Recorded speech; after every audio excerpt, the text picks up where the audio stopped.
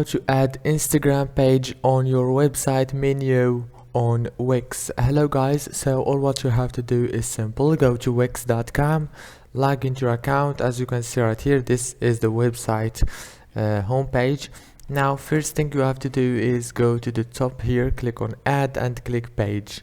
Now after you click add page, click on Instagram option and choose a template from here.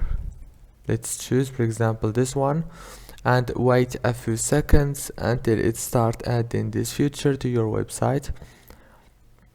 Now as you can see, it's ready.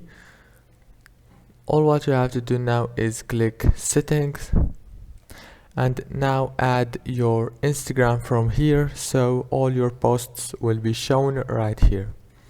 If this video was helpful, please don't forget to like and subscribe, and thank you for watching until the end.